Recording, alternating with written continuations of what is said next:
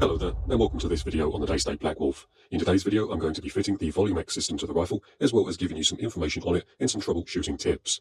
Now, before we get into the installation process, there are a few things I would like to go over. So firstly, the primary function of the Volumax system is to increase the overall plenum size of the rifle.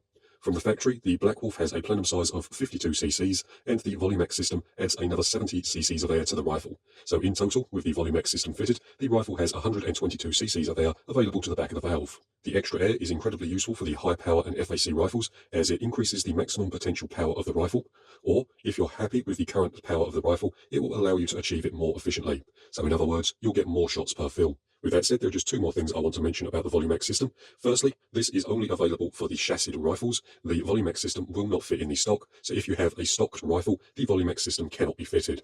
The other thing that I want to mention is that it's not recommended for fitment on the sub 12 pound rifles. So this upgrade here is purely and solely aimed at the high power and FAC market. With that all said and done, we can start on the installation process. The first thing we're going to be doing is making the rifle safe to work on by first cocking the rifle, removing the single shot loader or magazine if one has been fitted. Then we can dry fire the rifle into a nice safe backstop. What this does is ensure there's not a pellet loaded into the barrel and that the rifle is safe to work on. The next thing to do would be to remove the action from the chassis, although I've already done that on this particular rifle just to save us a little bit of time.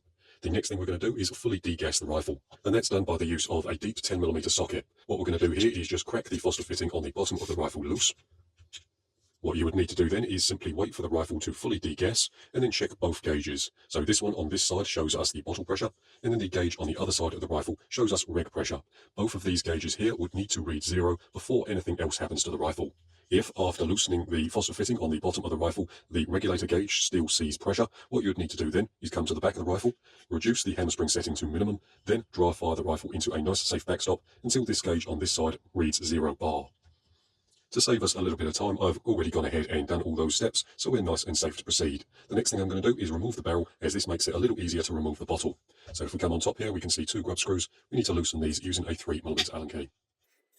They don't need to be removed fully, just a couple of turns, and then we should be able to slide the barrel out from the front of the action, and we can put that nice and safely over to one side. The next thing we'll do is unscrew the bottle from the front of the rifle, and these can be done up quite tight from the factory.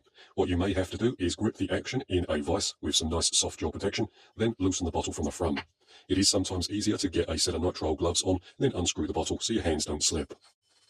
With that done, the next thing we'll do is remove this front block here, and that's done by removing the 4 screws in the front of the block using a 4mm Allen key. With the 4 bolts removed, they can be put nice and safely over to one side, as with the new Volumax system you do get replacement bolts. With that said, we can remove the front block from the rifle. I'll just get you a quick look at that here, so just making sure this O-ring is in place, and whilst we're here, I'm going to go ahead and retighten the Foster fitting on the bottom of the rifle, just so I don't forget.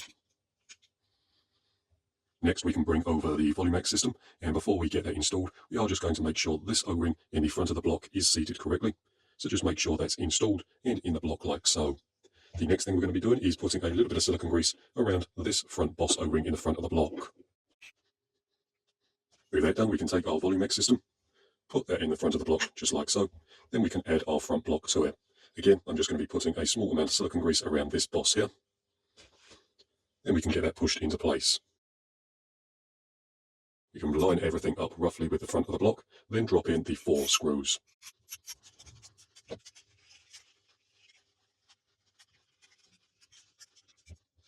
Right then, and there we have it. There's the front block and the Volumax system installed onto the rifle.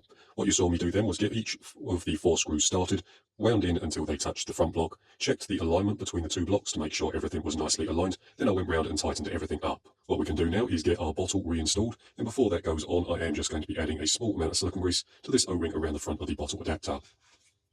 Then we can get that screwed into place. With that done, the last thing we can add is the barrel to the top of the rifle. And what we're going to do first is locate these 2 grub screw dimples here, get those aligned with the top of the block, then gently push the barrel into position. With that done, we can get the grub screws done up with a 3mm Allen key. Right then, and there we have it. There's the Volumax system fitted to the front of the rifle.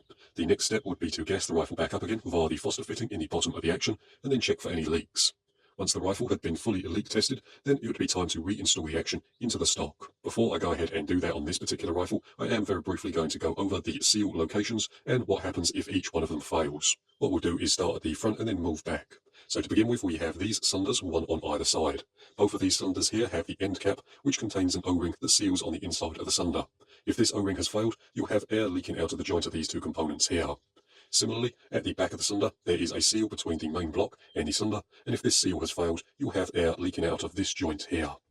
On the body of the Volumax system, we also have these 4 blanking plates here. These each have an O-ring beneath them, and the blanks themselves can be removed using a 5mm Allen key. If any one of these blanks have failed, you'll have air leaking out of the joint between the two components.